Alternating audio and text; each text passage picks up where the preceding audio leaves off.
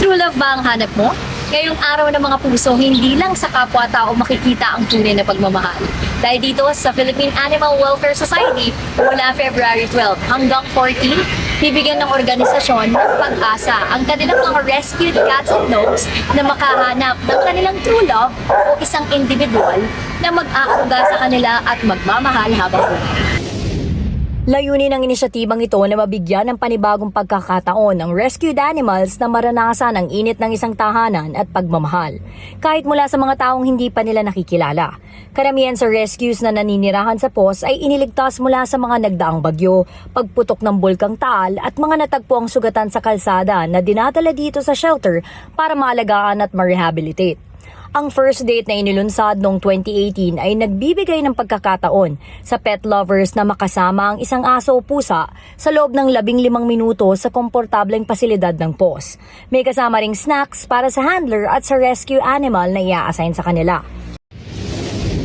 To raise awareness na adoption kasi marami talaga yung delay, so ang tingin nila dun sa mga shelter animals are damaged goods. They're not damaged goods, they just have more experience in life. And if you adopt yung mga rescued animals, mas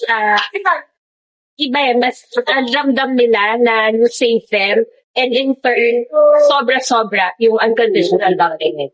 Ayon sa POS, marami pa ring Pilipino ang mas pinipiling bumili ng alagang hayop kaysa umampon. May ilan umanong tumitingin sa rescue animals bilang damaged goods. Dahil dito, tumataas ang bilang ng mga aso at pusang napupunta sa city pounds na kadalasang napipilitang mag-euthanize dahil sa kakulangan ng espasyo, pondo at mga mag-aampon. Kaya ang POS, ang sinusulong namin talaga is approach.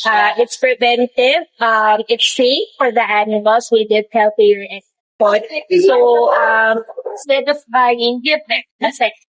Bukod sa adoption, hinihikayat din ng POS ang publiko na mag-volunteer para mas matagal na makahalubilo at maalagaan ang mga rescue animals.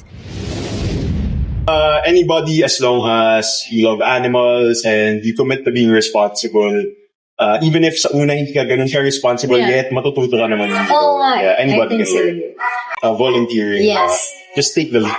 You'll never know kung ano mangyayari sa'yo or what opportunities are waiting if you don't try. So just do it. Sa pamamagitan ng mga programang tulad nito, umaasa ang POS na mas maraming Pilipino ang magbubukas ng kanilang tahanan at puso para sa mga hayop na nangangailangan ng pangalawang pagkakataon. Kaya kung true love na panghabang buhay ang hanap mo, baka dito mo na yan makita sa Philippine Animal Welfare Society. Para sa totoong balita sa Bagong Pilipinas, Natch Miravalles para sa 13 sa tanghali ng Congress TV.